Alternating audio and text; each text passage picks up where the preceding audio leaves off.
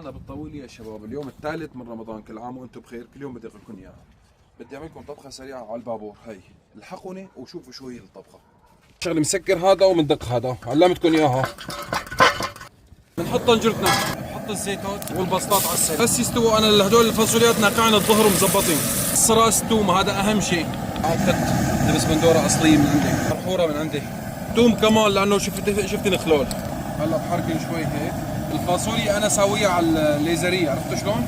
هلا بزيد لي شويه مي هيك على السريع، شويه كزبره خضراء، بدي احط لي شويه زيت زيتون، شويه فلفل اسود، اهم شيء الكمون. بحط الطنجره بدي اعمل رز، معلقه سمنه. الطنجره ما تطقطق لانه فيها مي. هلا بحط الشعريه. حرك مساعد مصور لبين ما غسلت الرزات. احنا بنعمل كاستين رز، بحط لي الكاستين مي.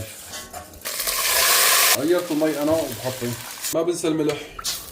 في عندي واحد اعطاني شويه بابريكا، قال لي جربي على الرز ودوق ما طيبه، راح نجربي. بحط شويه بابريكا على الفاصوليا لانه ما يخلي طيب كثير.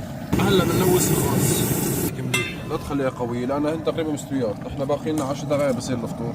وهيك طبختنا استوت. هاي اول طبق. الاولاد ما عاد يتحملوا، بدهم يذوقوا الفاصوليه. شوفوا لي هالفاصوليه، الصلاه على النبي، بسم الله. هذا شو لمين هذولي؟ مانك صايم؟ مانك صايم؟ حمودي مو صايم. مانك صايمة؟ لا ليش مانك صايمة؟ قدم بي قدم. يلا جايين. بدنا ناكل نني؟ شوف لي هالنعنعات، اللهم صل على النبي. شوف لي. روحوا يلا. بحب التمر حمودي، بسم الله. طبعا بنحط لي شوية ليمون لهدول. شوفوا لي هالرز، الصلاة على النبي. شوفوا لي. بتجيب الصحن بتحطه هيك مثل عادي. وهاي هي فاصوليتنا، الصلاة على النبي.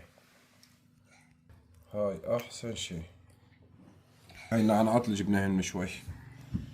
وهيك بيكون الفيديو خليص. بتمنى تقلدها إذا فيك تقدر تعملها، مبين عنا طيبة. لا تنسانا بالمتابعة واللايك والتعليقات الحلوة مثلكم. باي. وهذا كان فطورنا لليوم الثالث. شوفوا لنا فاصولية ورز، اللهم صل على النبي. صحة يا مصور، صحة. أنا هسه ما أكلتها، هلا بدي آكل فاصولية ورز وتمر، وهي بطاطا شوي، وصحتين على قلبكم. اليوم ما عملنا شوربة. لا تنسونا متابعة ولايك.